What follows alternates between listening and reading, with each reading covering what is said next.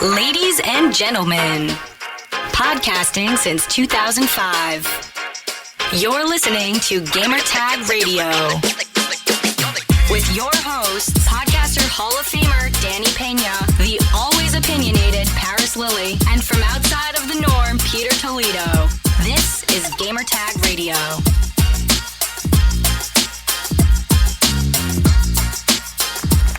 And now you're listening to Gamertag Radio episode 1039. This is your host, Danny Pena, and I'm going to be doing multiple episodes on my own for now because it's Father's Day on Sunday. We're not doing a live recording of GTR.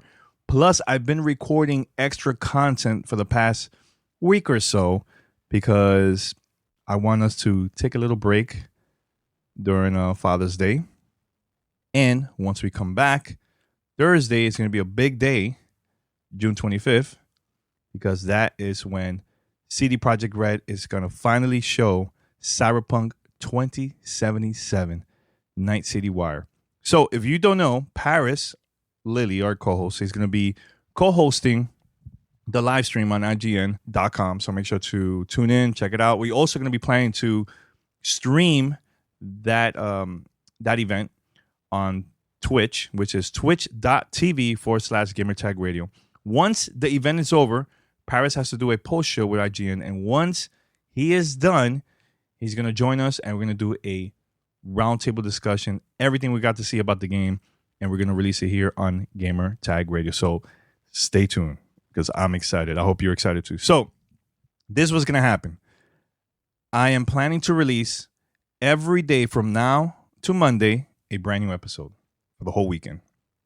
So today, the first episode we're going to release is I sat down with Gabe from 368. We had a great discussion about what is 368, because everybody sees me tweeting about it. I'm also, creating content from there, and they've done events in the past and so on.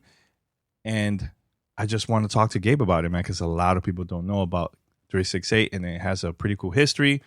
And, of course, I asked them about PlayStation 5 because that recording was right after the PlayStation 5 reveal. So I hope everybody enjoys that episode. But before I play the audio, this is your opportunity to send us voice messages, email, tweets, whatever. Just send it to us so we could read it or play your voicemail on our special fan mail episode coming up very soon. I have a lot of content coming up for that. But please send it. We want everybody from around the world to call us, tell us your name, where you're from, ask us a question. Make sure that it's less than a minute so we could, play your audio and we can have that discussion. If it's like 3 minutes, it's just going to be too much for us. So the more you send us, the better it is, man. The better the content it is. So here's how you, the listener, can contact us. Send us your feedback or questions. Give us a call at 786-273-7GTR. Email us at fanmail@gamertagradio.com or leave a message on speakpipe.com/gamertagradio. You could also go to gamertagradio.com and listen to our past episodes. Let's say Monday, you're listening to the most recent episode on that day. Go back. I already released a couple episodes, man. This week, we posted 3. We're going to post 3 more this whole weekend. And who knows next week? Because, look, we're not at E3. E3, usually I post 50-something episodes in 6 days. But this is what we're doing right now, digitally. So, and it's great. It's been great. Great conversation. So today is going to be about Gabe, 368. Tomorrow, roundtable discussion with the return of Tony Polanco from Throwdown Podcast. Shout out to Tony, man. We had a great conversation about PlayStation 5. That one we recorded through Zoom. The quality is a little bit different than the local audio that I usually release, but it's good to hear. A great content, and make sure to listen to it and let us know. All right, and then Monday, 12 a.m. Eastern Standard Time, I'm going to release another interview. Look, back-to-back podcast episodes, man, with the co-creator of Halo universe, and also he's the former creative director at Bungie, and he was responsible for Master Chief, and he is the president and game director at V1 Interactive, Marcus Lito. We had a great conversation about the new game, Disintegration. But this time, I wanted something different. We sat down and we talked a lot about behind the scenes. How was it? Yeah, we talked a little bit about the game, but it was more about how was it working on that game with new developers, with legendary developers that worked on other games, industry veterans. So get ready. Look, we're going to go all out with content. And I just want to say thank you to everybody that's been subscribing, listening to us, posting on Twitter, Discord, everything about the show. It means a lot to us. We're not going to stop. We're going to continue posting nonstop content. And here's the first interview with Gabe at 368. Enjoy. You're listening to Gamertag Radio. How you doing? I'm doing good. Good, man. Good. Podcaster? Podcaster, yes. Content creator. Aspiring. This is maybe the 9th attempt in a lifetime. Yeah. Yeah, right now we have a show called Super Late at 368, which is our late night. It's not our attempt. We're trying to make gaming's first real late night show, something that could be like a Fallon or a Kimmel, etc. And right now we're just with the quarantine and such, we've been trying to play around with that format and figure out how it works and how it makes sense. Yeah. So that's what we've been doing a lot of, and just trying to foster and grow the gamer community in New York City, the gamer creator community in New York City. Yeah. So how long you been working here, man? Launch or after? So 368 has been around for about 2 years. And for those who don't know, it's a company that was founded by Casey Neistat and his partner, Paul Lays. They both run this space. And if you don't know who Casey Neistat is for some reason, clearly you don't live on the internet. But he's an amazing YouTuber. He snowboarded through New York City. You've probably seen it. Or he's rolled through Manhattan on a boosted board, a whole bunch of stuff. So this was his initiative to create a space, because I don't know if you've ever seen the YouTube creator space that you could get access to if you have X amount of subs or whatever. The place is great, but it kind of sucks at the same time. And I feel like this is that on steroids because you can come here, you can get access to high tech equipment, you can play games, you can do anything you want content wise. Mm-hmm. All you have to do is just get inside the space somehow, find out, be a friend or whatever. And yeah, I started working here in November because a former employee used to work here. Colin, 368 started 2 years ago, and then they started doing a lot of gaming events, and they started doing a lot of stuff with EA, like Apex, Battlefield, etc. And I got a relationship with Colin, and for the past year, I have been doing different gaming gigs. I did some things with the Leaderboard, with Federator, worked with NYXL, worked with just Ambox in general, worked with Cheddar Esports, RIP, it's gone now. Yeah, we've done stuff with them. Yeah, that's where we know each other from. Yeah. And I would just text Colin yo, you guys should do this thing, right? When COD came out, I was yo, dude, you should get all the hot sauces and have a race to a nuke challenge. Put some absurd prize, whatever. But the way it's set up is that it's 1v1, and you only get 10, because there's only 10 hot sauces, right? You're gonna get 10 attempts, and every time you die, the hot sauces get hotter, and it's just no one was gonna really get this nuke. It was gonna be suffering, but it was just one idea, or I had one thing for a Minecraft charity where I was yo, this is when Mr. Beast was doing team trees a lot. He's still doing it, but he's planting a whole bunch of trees for every tree you donate. Minecraft challenge, very simple. Everybody who comes into the space and chops down a tree, if we could partner with Microsoft, ideal scenario, we'll plant every one of those trees in real life. Yeah. So I was so then Colin was well, in order for me to do all these things, I need somebody to help me work. And I was just well, I'm free, so what's up? And then just somehow got a job here through the graces of whoever, and then been writing it ever since. Yeah, that's very cool. I know we've done stuff on Cheddar Esports and stuff. Do you see this also as an esports spot, for people to compete or watch esports events here or something? Because I know you guys done a lot of get together meetups in the past. I know we're in a different situation right now with COVID and stuff, but is it for that too? So it can be anything it needs to be for whatever it is at the time. Yeah. But I think a lot of people can look at it as, it's like an esports or LAN center, because we've done a lot of gaming events, and they're pretty casual gaming events, come make clips, do this, do that. And I think the best example of it being used for esports was when we had Fortnite World Cup. and like Team Liquid was screaming their team out of here. I forgot who else was screaming their team out of here, because there's not many places you can, like, when there's a tournament happening, you can have your professional team practice. There's just like New York City is very limited on space. And of course, all the facilities in LA. And as more events are coming to New York, that kind of thing needs to be filled. And you have another option, which is OS, which is great, but OS is open to the public. So you'd have to rent that whole place out entirely to use that space. Whereas here is like, there's 3 floors, right? Like, this is specifically for a gaming studio. You could be like, yo, I'm going to go hang out at 368. It's low key. It's off the street. You have to know it's here.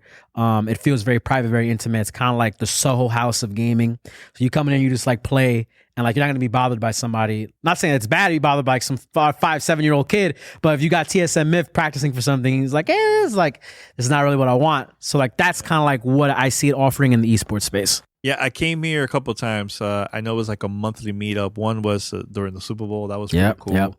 A lot of people here. And I know you guys done meetups. People could come here and just network. Free food, free drinks. That's the bomb, man, right? That's the best. And I met a lot of local gamers here, man. Yeah. They're not content creators, just fans of games, and they're fans of you guys. And it was a very cool vibe of being here and seeing that, you know what I'm saying? So, and I know you guys have done other type events. I know you said about Madden, EA, right? Madden? Yeah, we've done stuff with Madden. Yeah, so are we going to see more of that in the future? I know now we're in a different situation now, but I think it would be cool to do that once again, man. Smaller crowd. Yeah. I mean, in an ideal scenario, we would do it again. I think that I can't say for sure what's going to happen because we don't know what's going to happen. I think that the situation that everybody's been put into, especially like you have OS, you have Helix, all these places that are just like meetups for gamers, is that we're all going to have to take a step back and see how like we make these places safer for that, because we don't know what's going to happen. Maybe COVID becomes COVID-20. It's a whole other thing now, right? So we have to take like necessary precautions, because the big issue with New York was that it's easy to spread stuff from New York because everybody rides the train. It's not like Cali, right? Like, people who have mad money don't ride the train in Cali. Like in New York, everybody, if Jay-Z rode the train once, like everybody rides the train together in New York. Like we're all like this one big, like unified people in that way. So like things can spread easily. So like, we have to take a little bit of more of an approach. I think that will be more of which we're equipped to really be. We're like a production studio, right? Like we're a content house.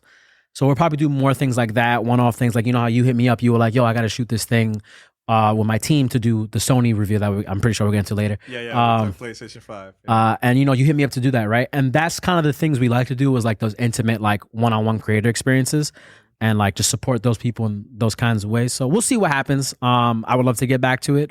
My ideal would be to start, and I'm not gonna say my own, but to start a 368 team, but not like a team in the esports, like a creator team, like how 100 Thieves has its creator team, which is like, Courage and Bakare and all of them. Have a version of that for New York, because I think that when you look at New York, what it lacks is that it doesn't have like actual creative, there's not really many gaming creators that are like really well known in New York. Like there's some that you may know if you're like in the community, etc.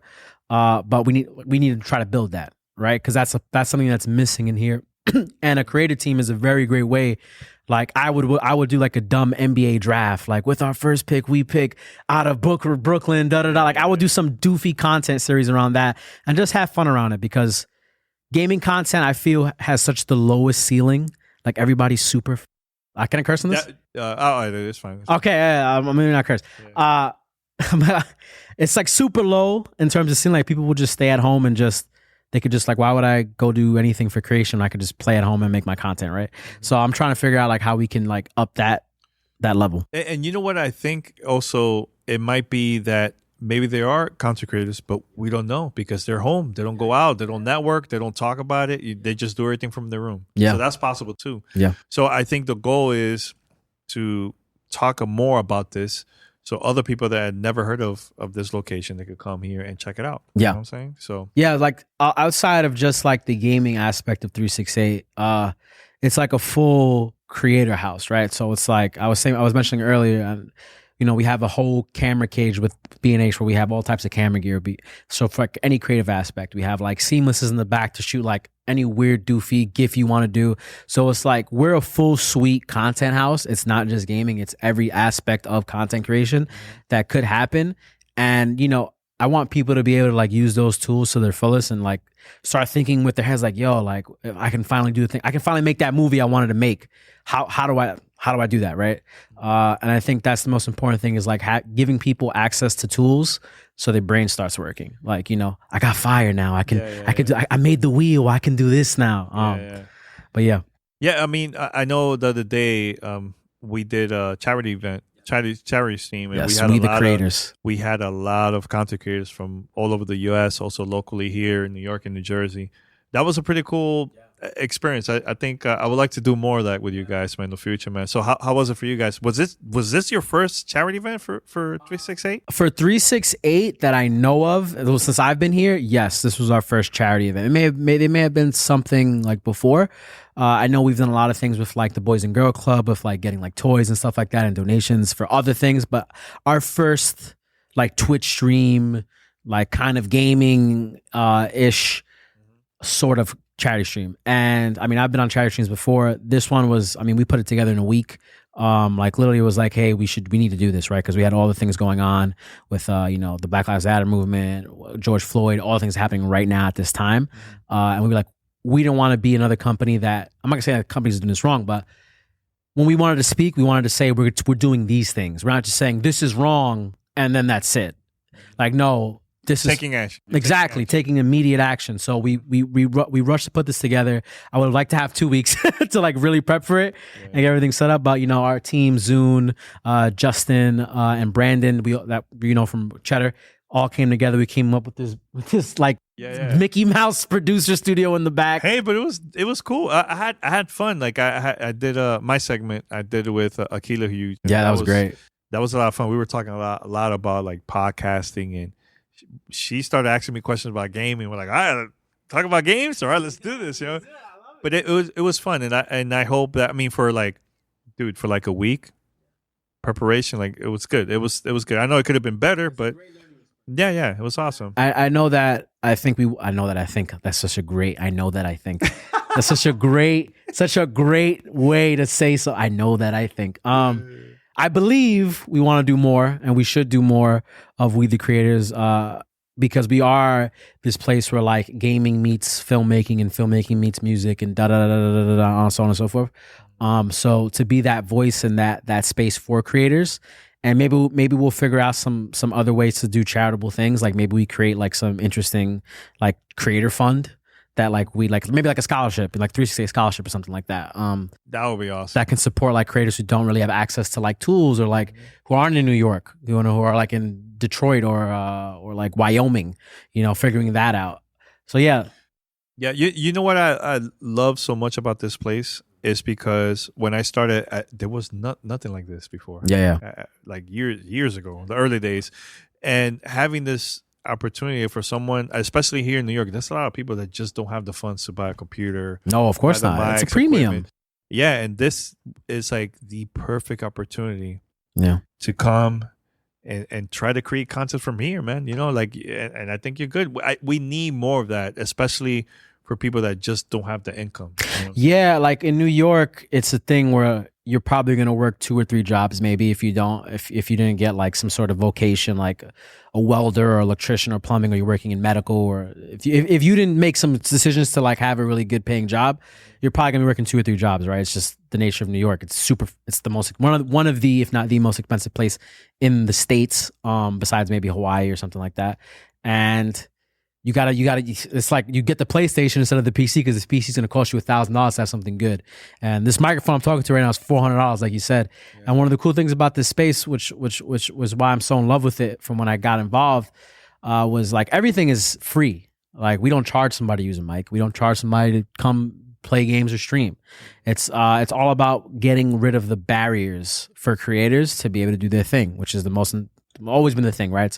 It's like if you wanted to be a filmmaker, you needed to get a camera. If you wanted to be photographer, you need to get a camera. Yeah. If you want to be a singer, you got to get a mic or like a guitar or whatever. So it's making those tools more accessible to people. And yeah. But my last question: is there any cool stories of like content creators that came here? And this is your last question? How long is this damn? No, last question about this. Oh, I was about to say, this is a quick interview. No. So was there any like content creators that came here that They didn't have the equipment, not known, and they came here and they created some content, and they just went viral. They became big, or it helped them to get more subscribers or followers. So that I know of, I came when it became more of a gaming heavy focus. I'm sure there's some like creator stories. Like perfect example, we have.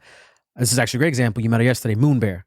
She's a creator here now. In this last year, she's gotten her own HBO series called The Betties, which is about skate culture in New York City and being a woman of color in New York City and being in that scene. And she got her own HBO show. And I don't think Moon Bear's not even like 25. That's crazy. And like, which is amazing. And she's used like all our creator stuff and all that. And we have a bunch of partners. I think our most direct thing is our B&H program, which is like people like borrow cameras and stuff. And we have people who have made like really great videos and stuff like that.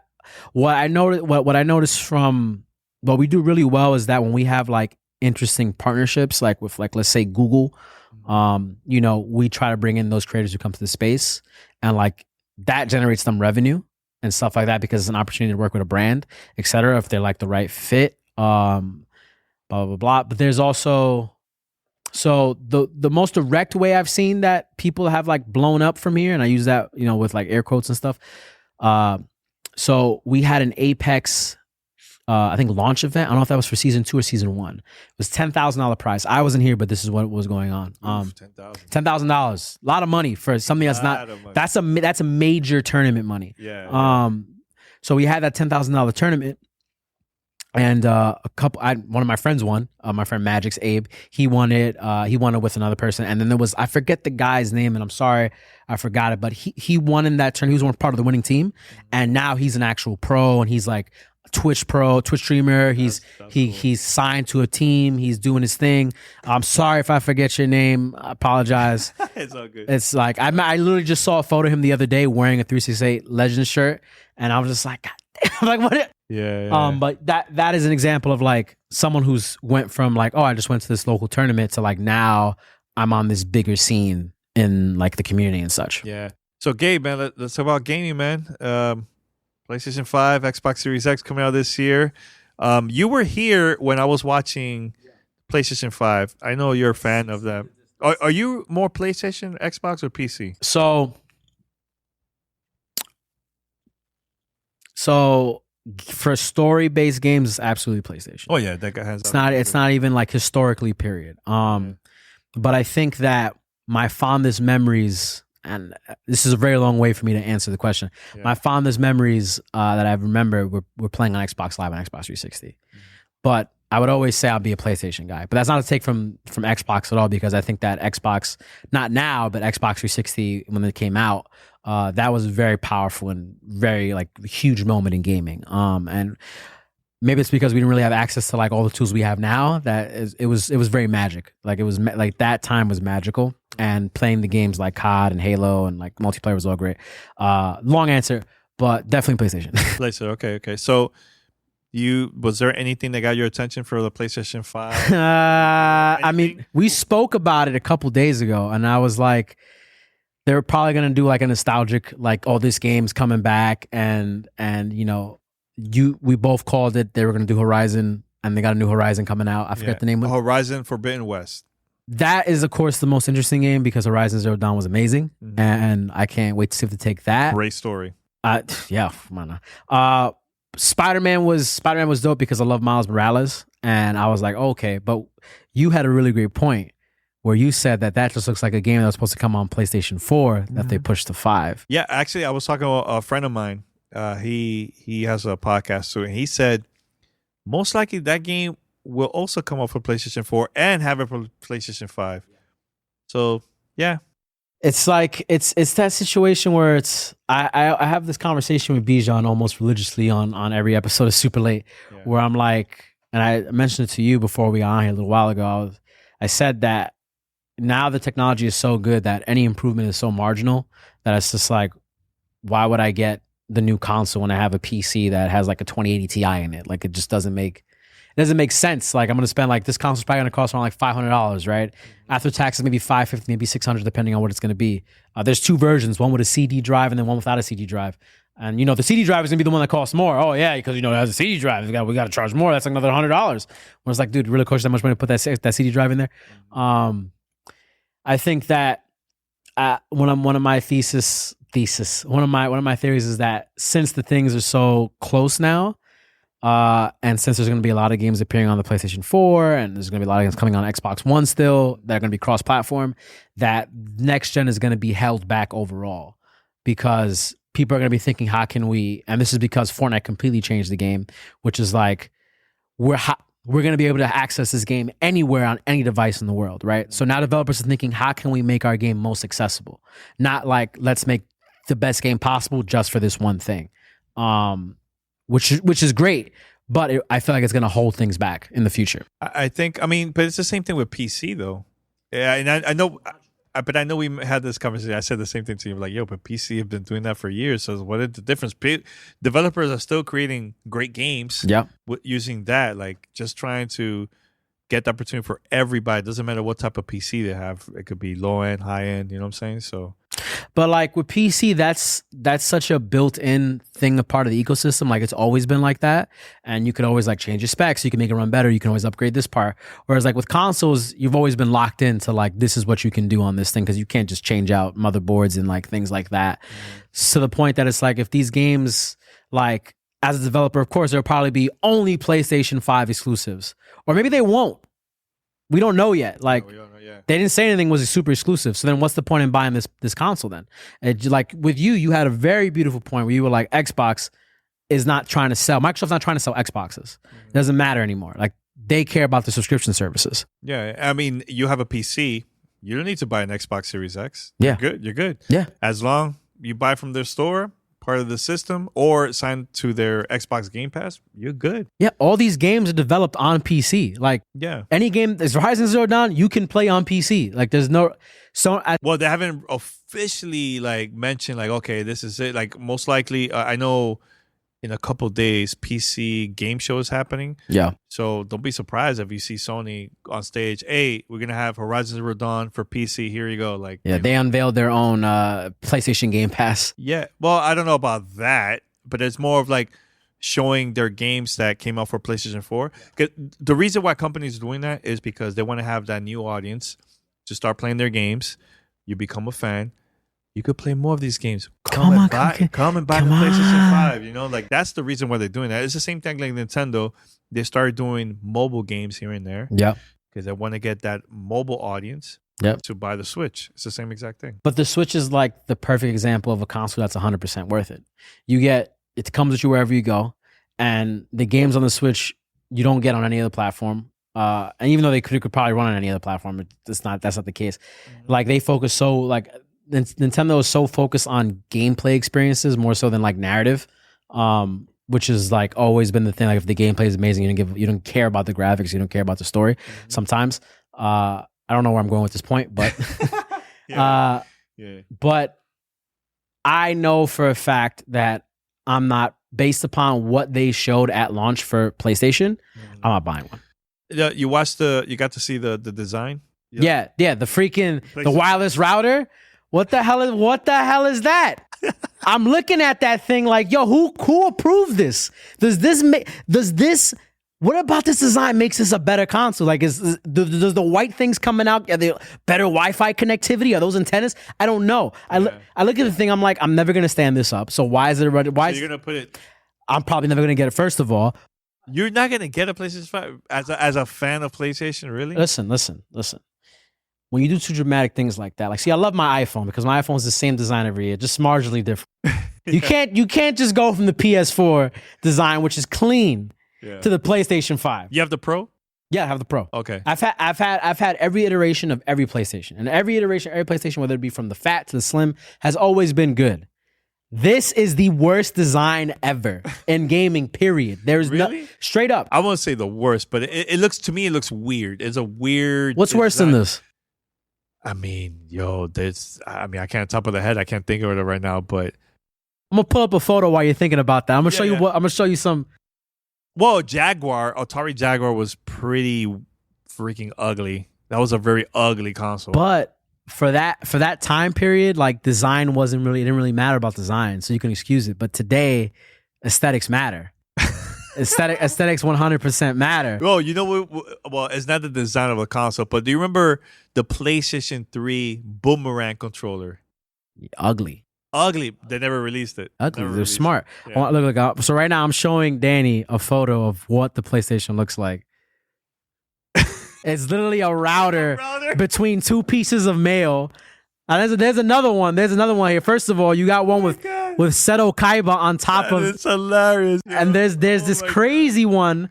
This like absolute like it was so first of all, this right here. This one right here. This kid looking like he about to sell you some car insurance. Oh my God. What? I'm trying to find. Okay, so I won't be able to find it, but if you look it up, you'll see literally somebody took a PlayStation 2 and they put it between a white binder. Wow, man. So I would never see. Now you messed me up. Now seeing that, like you completely messed me. It's a terrible design. It looks like something out of Wall-E just got mixed match. I look at it. I'm just like, who approved this? And first of all, you're from Japan, right? Japan is all about aesthetics. Right? Everything's gotta be perfect. Everything's gotta be beautiful. And small. Everything's gotta just elegant, nice, right? Yeah. They have a place in Japan called. It's Kojima, Japan, the land of holy jeans. That's the mindset. This is the place that makes JoJo's Bizarre Adventure, okay? Mm-hmm. And you put out that ugly console. The Xbox looks like a giant fridge, but I can get behind the Xbox. I can get behind the fridge box. But you know, a question I was, a couple of things I was talking with my co-host and also my friend with Tony. Paris, he was like, okay, so how you could cool down the console? There's a lot of, it's too thin, and it's a very strong, powerful console. Yeah. Is that going to heat up? Is that one of those, like, you take it to your house, inside your room, and the whole room get hot? I feel like that every day right now on my PC. Oh, my God. Now, another thing is... I saw no vents on it. No, they had, like, a lot of... Micro? Too many. My boy was telling the same thing. Like, he said, Tony was like, it's easier for dust to go inside, man. So my problem that I had with the PlayStation 4, quiet, silent. Yeah. Right? Start playing it, and then years later, it sounds. You can't get the dust out. So is it gonna be the same thing like that for this one? Like, I don't know. I have a lot of questions, man. But I can wait until 2021. I don't have to buy day one. You know? I don't know why they just didn't kept the PlayStation 4 design. The PlayStation 4 design was amazing. It was a very great design. Like I look at the original or the Pro. I mean even the slim version. I mean all versions of it are good. I mean the Pro was just two PlayStation 4 slapped together. Yeah. Like any version of it is good. Even the PlayStation 3 had a really great design. PlayStation 2 had a great design. PlayStation 1 had a great design. PSP, great design. Out of all of them, which one is your favorite design of all of them? All the PlayStation consoles, including the handhelds? Yeah. Probably the Vita. Vita? Okay. 100%. If the Vita had to happen for the Switch to happen, like, and that's how important the Vita was and is, and people don't give it just due respect. It was a very well designed, and it had potential. I just feel like it needed more content. Yeah, and there was a lot of indie content, but like I'm talking about AAA big companies. It wasn't that many right now. Like what was so great about the PSP before the PS Vita was that, you know, of course, when we finally got to jailbreak it, when you manned up and said, all right, I'm gonna mess with my device. Yeah. You got access to this incredible library of games in Japan, and there was this great community of people would translate games for you, and you put the patch in, you got to translate Japanese game. It's great. That kind of thing is now happening now, where like people, because the games are being made for the Vita in Japan, not necessarily America, but now it's all dating games. It's all like social RPG, like their best attempt at a bad persona. And like it just shows like how IP really matters, because the device, everything, the way it felt, the carry, the double joysticks, the screen, if you could dock it, even the battery life was pretty good. It was amazing device. I had a Vita, and I bought Uncharted. And yeah, I can't remember what else I bought, but that was like my first game. Yeah. And after a while, I was like, okay, I'm waiting for new games. I remember being at E3, and it was announced, oh, a new BioShock is coming out. Yeah. New Call of Duty. Yeah. First of all, BioShock never came out. Call of Duty was trash. Yeah. For this console. And after that, I was like, all right, I was just buying indie games. That was the best device for indie games. Yeah. After that, That's it. It was Persona Persona was a banger was on there. Banger. I had that game too. Yeah, and that changed the way I looked at RPGs. Where I'm like, do I want to sit down and play RPGs, or do I want to lay on my back and play RPGs? And I was like, I think every RPG should come out on a mobile device, whether it be a Switch now or PlayStation Vita 2. Who knows what's gonna happen? Yeah. Damn, there was a point I wanted to bring up. I lost it. It was about the PS Vita. Damn it, it's gone. It's all good. It's good. No, but I get what you're saying. I just it had potential, and I don't know, but I honestly want PlayStation to just focus on their console. I don't want them to do handheld anymore. Like, you know what? Because here's the thing that I don't want, man. The worst thing is you could do is buy a device or buy a console that everybody's excited about, and there's no content. So I feel like I wasted my money. Like I sold my PlayStation Vita. I didn't want to do it, but I had to. Like, I need to buy games for my PlayStation 4, an Xbox. Yeah, it's like I feel like I wasted my time, man. Yeah, I mean, now I remember the point. It was just what was so cool about the Vita also is that on top of its potential, it was only, but like, I'm not gonna say only, but it was to a degree almost as strong as like a PS3 would be. Like it was getting there in terms of power. Like the Switch is great, but the Switch is still pretty like weak in comparison to like what's like out there. Like it's maybe like PS3 level in terms of like graphics and and like, you know, as I hope a Switch Pro comes out, because like that would be the best thing ever. Yeah. Best console ever. For sure. Like hands down. With these games now, I think the point when they're making consoles like, hey, we want to pump specs up so we can get better graphics, better this, better that. I like when I saw the trailer for Hell's Blade. Oh my god, for the Xbox One, Xbox Series X. Yeah. Oh my god, the Hellblade 2. Yeah, the new one's coming out. Oof. I saw that and I was freaking out because I'm just like, okay, this is just too realistic. Because like she was screaming, yo, it looks like a person like with makeup was like standing there. And I was like with a 4K camera, like everything, and I'm just like, yeah, I don't need my games to look like this. Yeah. Because like I saw the Resident Evil trailer and I was like, oh, I'm not playing this. But you know what's crazy thinking about that? I watch every single trailer that they show for this review. It might change for next one. There wasn't a game like that from PlayStation 5. Not even one. There was, I think, the closest that I was like, man, this looks like next gen was Ratchet and Clank game, the brand new one. Wow, that game looks good for what it is. It's more cartoony. Wouldn't be my first pick. I would pick that. No, honestly, like out of all the games, I'm like, yo, this game legit. But there was none like Hellblade. None. No, yeah, Hellblade came in strong. Game. When Xbox debuted, when they did the announcement for Xbox and that came in, it was like, yo, what am I looking at? That like, looks. But again, you have your PC. You could get that game on the PC, and you're good. Now, I think that a lot of people expected, because we talked about like how it just didn't feel like this press. Like if this was E3 and it was like PlayStation's big reveal, I would have been super let down. Because like it's like you said also off camera, you're like, there's no dates for any games. There's none. I mean, there was only like maybe launch day. I'm talking about like launch. Yeah. Maybe like one first party, maybe another one for third party. That's it. Everything else is like no. It's not ready yet. Dates. Zero. So Sony, they're known to do that. Yeah. Buy our console here. Here's Final Fantasy. It comes out in 6 years. Like, don't get me started on that game. But that's what I'm trying to say. Like, they've done that so many times, and people fought for it. I don't know, man. Like, PlayStation fans is different. Like, they don't care. You got me hyped. I'm excited, and they'll buy the system and wait for years. Yeah, 4, 5, 6 years until it come out. That's the only issue that I had with Sony. They make great games, amazing games. Uncharted, Horizon, God of War. I could keep on. The list is freaking long. Jack and Daxter. Should have been Jack and Daxter, not Ratchet and Clank. That's my only problem with the. I wanted the Jack and Daxter. So you're more of that. I mean, they're both very similar games. Like, I just think Jack and Daxter is just way superior to Ratchet and Clank. That's just me. And it also comes from Naughty Dog, which is like one of the best developers of all time. Love the story. They went from Crash Bandicoot to Last of Us. Like, who does that? Yeah. But no, yeah, I'm totally with you. Like, I remember when PlayStation 3 came out, right? And they debuted the demo was Final Fantasy VII. Yes, and it was a tech demo. So I want you to think about that, right? It's actually more than 6 years we've been waiting for this game.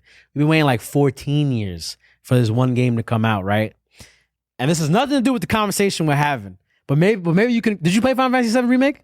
No, I haven't because I sold my PlayStation, and my idea is I buy a PlayStation 5 and I'm gonna get all those games compatible for that. That's what I even have Shenmue unwrapped, like I have it for the PlayStation 4. I'm gonna play it on the PlayStation 5. So here's one thing I love that Xbox has decided to do, right? It's that whatever game you buy on the console, it upgrades up, right? Like you'll have it on Xbox. Smart delivery, right? You already have enhance. So it's like, Sony didn't say anything about that. They haven't said anything. They only said that you could play PlayStation 4 games on. My question is, what happens if I buy it digitally? Ooh. Can I still re-download that? No. They haven't said anything about that. No. There's probably still going to be a fax, no? He's like, well, you could buy it. Unless it's physical, then you could do that. Sony is so notorious. When we started this last generation, they came in strong. They said, all right, we're going to see what Xbox is going to do. Wait, what? What, to borrow? You can't lend people games? Or like, oh, nah, we're not doing that. This is how you lend games. They had the greatest like PR out of E3. It was like, yo, PlayStation is the thing. Went nuts. Yeah. It doesn't sound like anybody's having that reaction with this.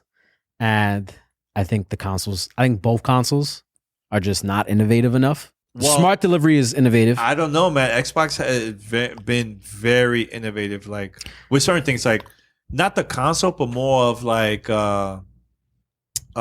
Project X Cloud. Yeah, that their services. Their services is like, I think that to me is next gen for Xbox. Yeah. It's not.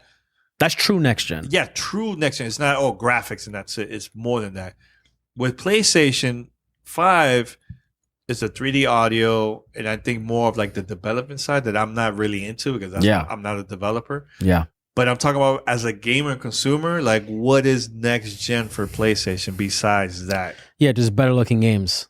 Yeah, I mean that's it. That's about it. Which is just like, and there's nothing wrong with that either. No, it's not at all. There's nothing wrong with it's just that when your entire console is like, why I would buy your console is based on, okay, like what are you bringing unique to the table? Mm-hmm. Like what is special? Nothing is special about this PlayStation 5 yet. Yeah, maybe we'll find. There's still time. Still time now to launch. Like when Xbox came out with their thing, they told you everything straight up. This is what we're gonna do. This is what's gonna happen. This is what we're focusing on. So like they made a very strong statement on this is the future of Xbox. Right? We don't know what the future of PlayStation is. And we both know that they were like waiting to reveal their thing just to see everything Xbox did. It's like, oh yeah, let's see what they do, and then. Well, but you're also gonna understand Xbox is like second, third place, and they're going all out. When you're not in first, you do a lot of things that nobody else is doing. So I get it. PlayStation, they're comfortable. Like, look, people are gonna buy it, which is true. Yeah, that brand is so powerful. The studios that they have first party is powerful. It was funny that if we go back a couple years, they were like in fourth place when they were PlayStation 3. I wouldn't say fourth place. Okay, but Xbox 360 was definitely number one. I think it was Wii was number one. Wii, then Xbox. Then Xbox, yeah. Then PC. Then PlayStation. I think PlayStation 3 started really bad. Yeah. But at the end of that generation, it went up. The Last of Us, Uncharted, like it boosted up big time. Yo, but how many years it took to get to that? It took a while, but here's the thing, man. Like, and that's the thing that I don't want to see this from other companies in the future. When you're in first place and you get too comfortable and you do whatever you want because you think people are going to buy it. Yeah. PlayStation 3 came out. That thing was expensive as hell. $600. You need to get 2 jobs in order to buy this system. Who the hell says that, yo? It's ridiculous. 2020. They better not pull that crap off. What's the price for you then? For the PlayStation 5? Personally, for me, I think it's not going to be cheap. I think it's either $450, $499, the digital version. Mm-hmm. $550, $599, the disc version. That is such robbery. People are going to buy it. No, they're not. People are going to... Like... Come on, Gabe. Are you trying to tell me that nobody's going to buy a PlayStation 5? Are you out of your mind? They are going to buy it. I think they're going to buy the digital version. Yeah, because it's $450. Yeah. It's not gonna be That's $399. $600 one nobody's buying. You'll be surprised, man. It's not gonna move units. Like the fair price, right? The real fair price. If you really want to sell out of these, is to keep it at $500.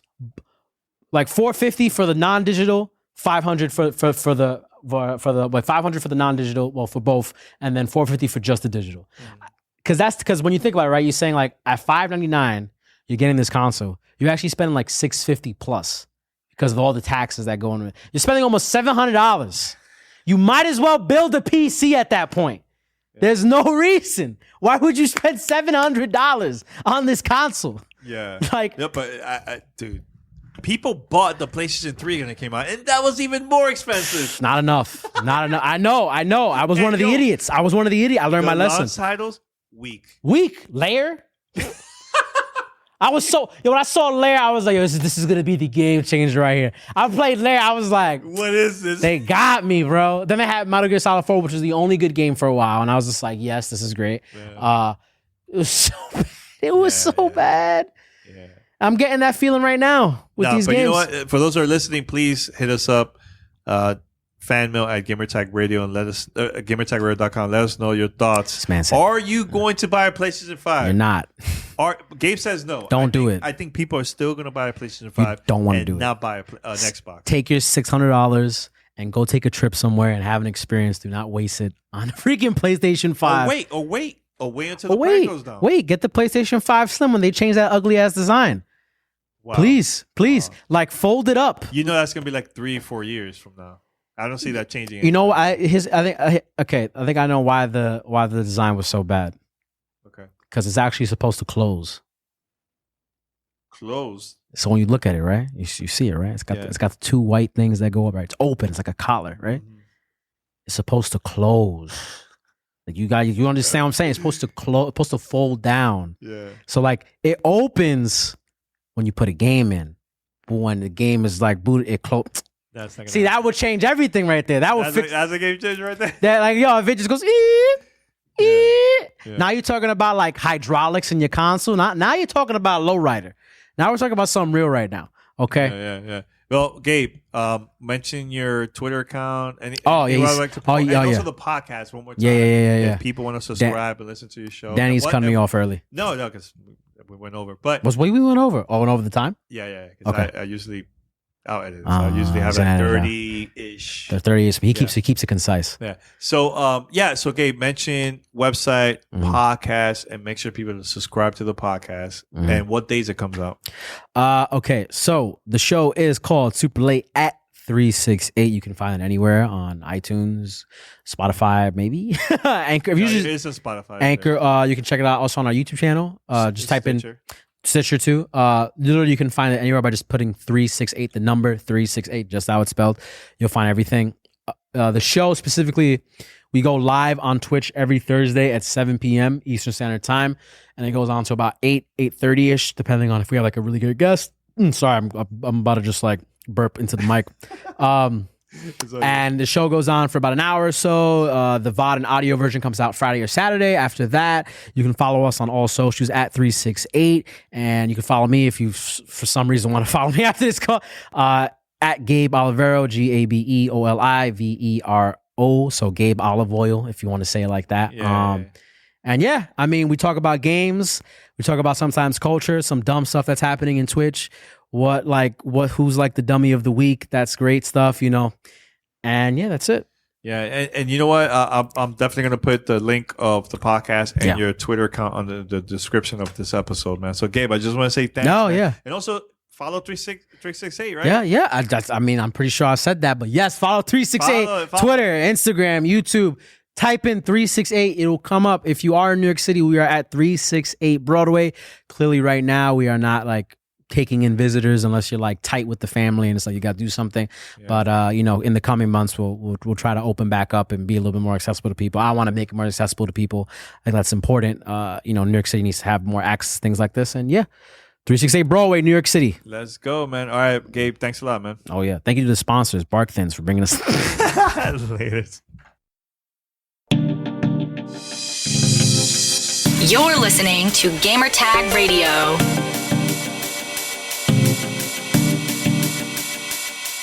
All right, so thank you for listening to my interview with Gabe. That was a great conversation. Yeah, he's wild, man. Shout out to Gabe and Ida and Paul, Brandon, everybody from 368. It's a lot of fun going over there. Look, if you've been watching our stream on Twitch, that's where I've been streaming. It's from there, from the studio, and I'm planning to do other things in the future, so stay tuned for that. It's going to be a lot of fun. All right, so we're going to wrap it up here, and remember, in a couple hours at 12 a.m.